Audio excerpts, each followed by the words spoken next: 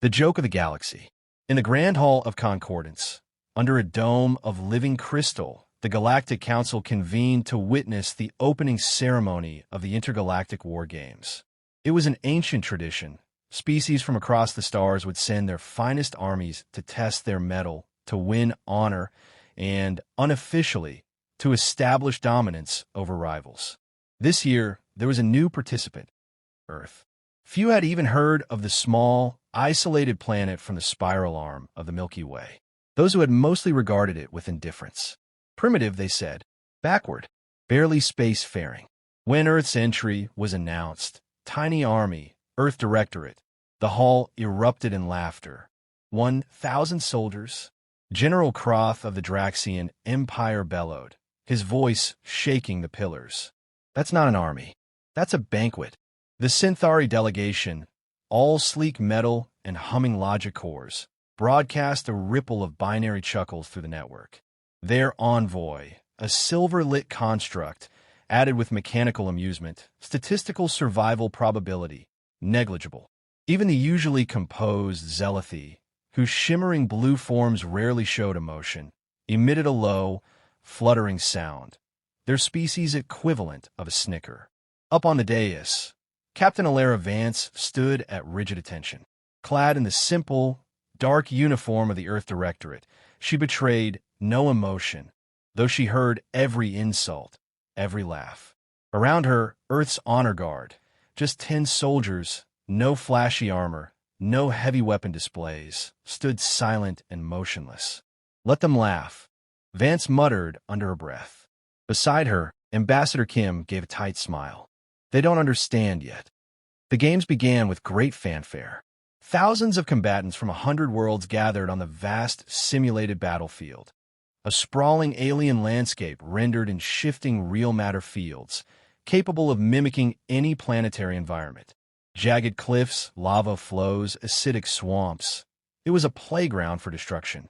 The armies assembled in great, glittering formations. Towering battle mechs, swarms of bioweapons, lines of scaled and armored foot soldiers. Overhead, banners of 1,000 colors streamed in a synthetic wind. And then there was Earth's army, a small, tight cluster of figures in unadorned, flexible armor. No banners, nowhere beasts, just humans, quiet, calm, and very, very small compared to the galactic norms. Spectators jeered from the observation decks. Commentators filled the broadcast waves with jibes. Perhaps they're surrendering in advance. Maybe it's a diplomatic mission? No, wait, I see weapons. Are those projectile rifles? How quaint. Vance heard none of it. She stood at the head of her forces, surveying the terrain with sharp, calculating eyes. Her soldiers, the best humanity could offer, checked and rechecked their equipment with the ritual of seasoned warriors. A tone sounded, clear, rising the signal to begin.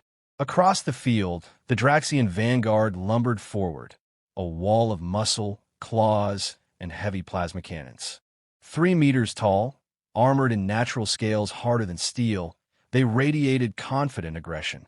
General Croth himself led the charge, roaring with bloodlust. Crush the tiny insects, he bellowed. The humans didn't move. Spectators leaned forward, waiting for the slaughter. The Draxians closed to 200 meters. Still, the humans remained motionless. 100 meters.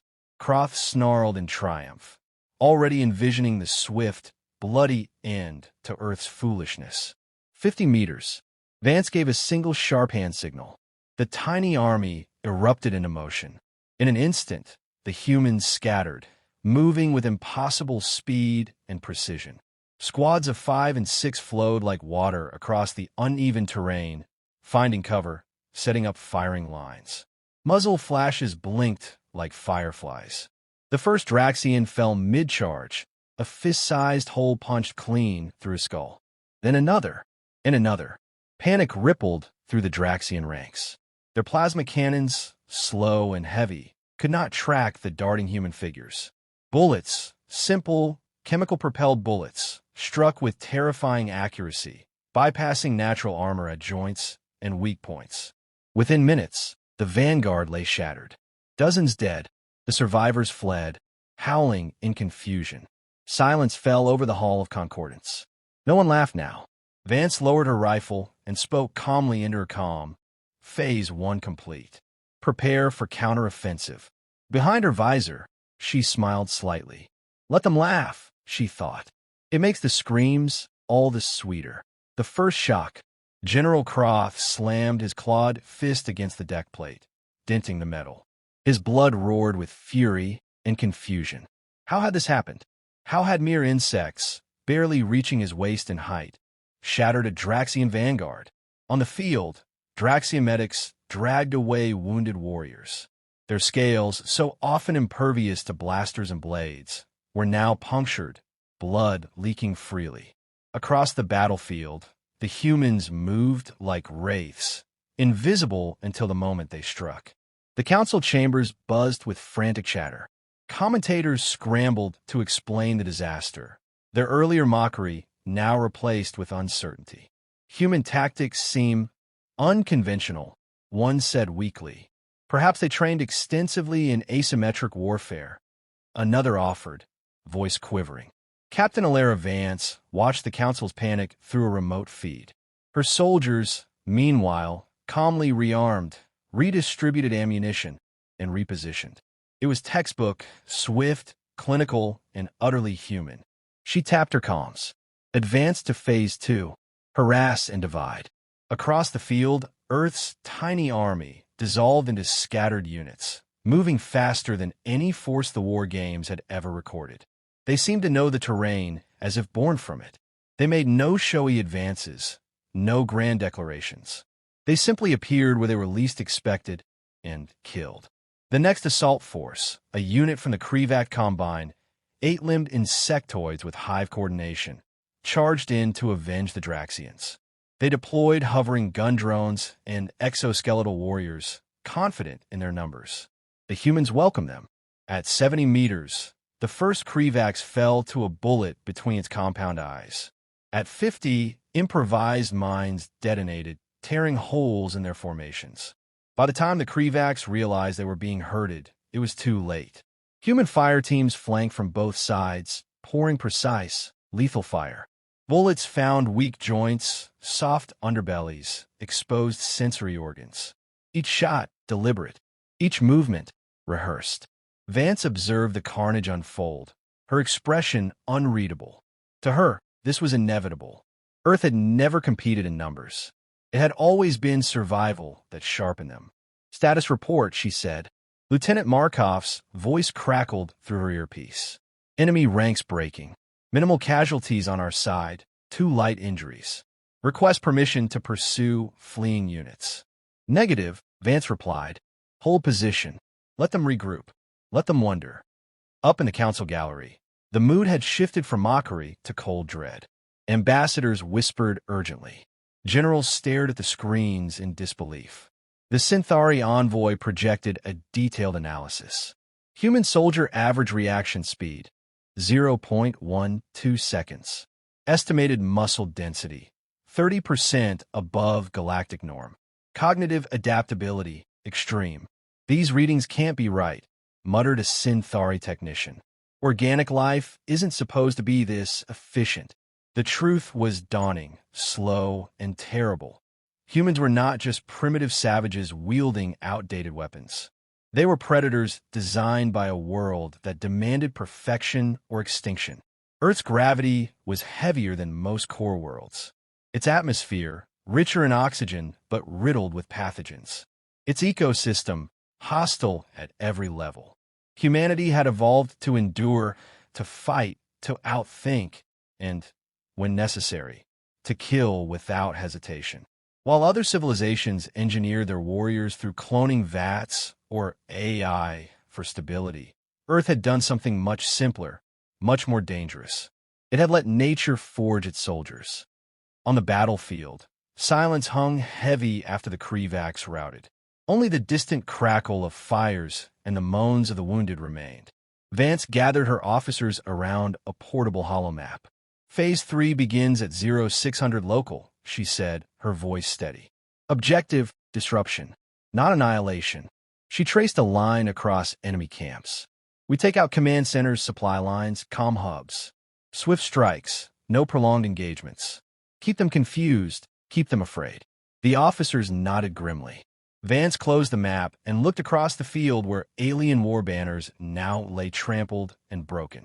They thought we were a joke, she thought. They thought we were small. She adjusted her rifle and signaled the squads to prepare for night operations. High above, in the glittering void where council ships hung like stars, a different kind of fear began to bloom. A fear that the galaxy, in its arrogance, had woken something it did not understand. Not a tiny army, a living storm, the turning tide. The second night fell over the battlefield like a shroud. In the darkness, the true shape of the human offensive revealed itself. While the remaining armies fortified their positions, raising shields, deploying sensor grids, preparing heavy artillery, the humans moved like shadows among them. No grand charges, no siege lines, just surgical, brutal precision. The first Synthari battle platform exploded at midnight. One moment it stood, a gleaming fortress of alloys and plasma turrets. The next, its core reactors overloaded, tearing it apart in a blinding shockwave. The blast lit the night, silhouetting human figures slipping away into the gloom. Council observers scrambled for answers. Was it sabotage? Were they carrying hidden explosives? How did they breach Synthari firewalls? The answer was simpler and far worse. The humans hadn't hacked the Synthari systems with code. They'd hacked them with biology. Deep in the command tent, Captain Alara Vance watched as data streamed across the portable holoscreens. Human wetware specialists, soldiers whose nervous systems were augmented to interface with alien tech, relayed live feeds. Lieutenant Dara Holt, leading the infiltration teams, smirked as she reported in. Synthari security protocols were too rigid. Predictable. We slipped viral payloads through their low-level maintenance bots. From there, the machines cannibalized themselves. Minimal risk to our units?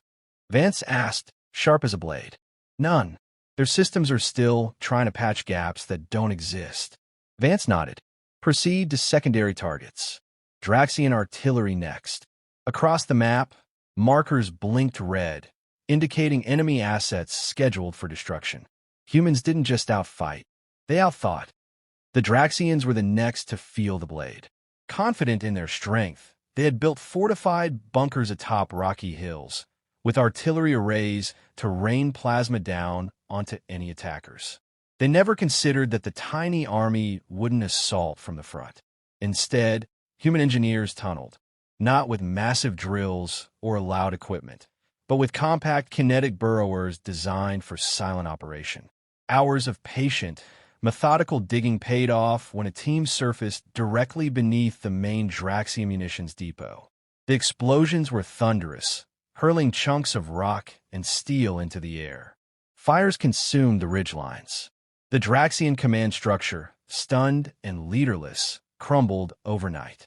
General Croft was found later, dragging himself from the wreckage, one arm severed. His flagship evacuated him under heavy fire, one of the few survivors. Vance watched the enemy retreat with cold satisfaction. They underestimated us, she said quietly. They still think this is about numbers. Behind her, the officers exchanged grim looks. It had never been about numbers. It was about humanity, their stubbornness, their ingenuity, their refusal to die quietly. By the third morning, half of the coalition's forces were in disarray. The battlefield, once a canvas of united armies, had fractured into isolated pockets of terrified survivors. Across the council chambers, dread thickened. Reports flooded in. Krivax units refusing orders, demanding extraction. Synthari battle groups quarantining themselves to avoid sabotage. Draxian honor guards deserting after devastating night raids. The Synthari envoy, desperate, offered a grim assessment to the council. Human combat units exhibit adaptive behaviors beyond model parameters. Morale degradation among coalition forces approaching critical levels. Probability of total collapse, 92% within 48 hours. A silent agreement spread among the delegates. They could not allow the humans to win outright. It would be a humiliation too great to bear. A new coalition was formed. What remained of the various armies banded together into a single, massive force. Their plan was simple: overwhelm the humans with sheer firepower. No more games, no more underestimation. They amassed their surviving mechs, bio-beasts, armor divisions, and war drones into one unstoppable tide, prepared to flatten the battlefield. It was a show of strength meant to end the human threat once and for all. From her command post, Captain Vance watched the enemy's grand preparations unfold through reconnaissance feeds. She allowed herself a rare smile. "Good," she said. "Let them come."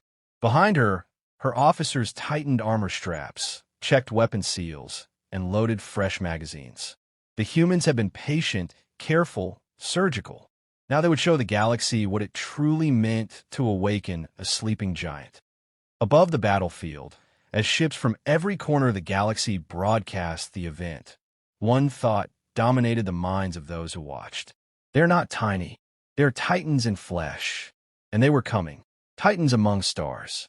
The coalition army rolled across the battlefield like a living wall. 1,000 strong, the combined might of 100 worlds moved with grim purpose. Plasma cannons hummed, war beasts snarled in their bio-cages, and towering mech suits shook the ground with each step. Above them, squadrons of war drones darkened the sky. There would be no finesse this time, no hesitation, just overwhelming force.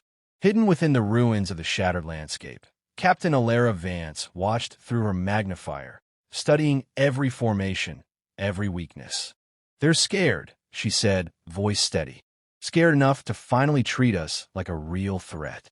Around her, Earth soldiers prepared with calm, professional efficiency. They checked their weapons, adjusted their armor, tightened their squads.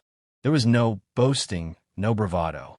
Only the quiet certainty of those who knew what they were about to do. Vance tapped her comms. Phase 4. Initiate. Across the ruins, human squads rose from their hidden nests like ghosts. The first strike hit the coalition vanguard without warning. Cluster charges, homemade from captured alien tech, ripped open armored carriers, flipping them end over end. Sniper teams took out commanders with surgical shots, sending entire battalions into confusion. Then the humans moved in close. They didn't fight like an army. They fought like predators. Swift, silent, merciless. They bypassed strong points entirely, targeting logistics, communication nodes, and medical units. They didn't seek glory. They dismantled the coalition's ability to fight piece by piece. In one sector, 24 humans held back a 1,000-strong advance for hours, using hit-and-run ambushes, improvised traps, and nightmarish terrain advantage. In another, a handful of demolitions experts collapsed a canyon mouth, trapping entire columns of heavy armor inside. Panic spread faster than orders could contain it. Coalition commanders shouted conflicting commands, struggling to adapt to an enemy that refused to fight by any known doctrine. Troops broke into fragments, units dissolving into terrified individuals trying to survive. Everywhere, the humans were there first. Everywhere, they struck hardest where it hurt the most. In the Hall of Concordance, the Council watched in horrified silence. The live feeds told the story plainly, blinking icons of coalition forces vanishing one after another under human assault. Ambassadors whispered desperate plans for ceasefires, for concessions. Some even proposed declaring Earth's army illegal, claiming they violated the spirit of the games. But it was too late. The galaxy had laughed at Earth. The galaxy had called them tiny. Now it watched its greatest armies fall before living soldiers, born not from laboratories or clone barracks, but from a world that had never, ever forgiven weakness. Near the shattered remains of Coalition headquarters, Captain Vance stood atop a crumbling ridge, surveying the final collapse. A few stubborn holdouts still fought below, but their lines were broken, their spirits crushed. Vance toggled her comm, begin containment. Secure the field. Triage any wounded. Detain prisoners humanely. She paused, then added, Be professional. We are not monsters. Her troops responded with curt affirmatives. Around her, smoke drifted up into the bruised sky, carrying the smell of scorched metal and defeat. The war games were over. Earth had won. Hours later, when the formal surrender came, the Council demanded a meeting with Earth's commanders. In the heart of the battlefield, under a scorched white flag, the delegates arrived, proud species now reduced to grim, chastened diplomats. Captain Vance stood alone to meet them, unarmed but no less dangerous. "You were underestimated," said the Zealothy speaker, his voice hollow. Vance gave a thin smile. "You weren't wrong about the size. We are small, fragile even." She stepped closer, locking eyes with the gathered leaders. "But our strength," she said, voice carrying across the ruins, "has never been in numbers or technology. It's in willpower. It's in the ugly, stubborn refusal to be beaten, to adapt, endure, and outlast anything that tries to kill us." She looked around at the devastated landscape, where her tiny army had shattered the pride of empires. "Next time," Vance said, "remember that." Without waiting for permission, she turned and walked away, her soldiers falling in silently behind her. Above them, in the fractured sky, Earth's flag fluttered in the alien wind, a simple blue and green banner, small among the towering standards of 1,000 worlds. Small and utterly unstoppable,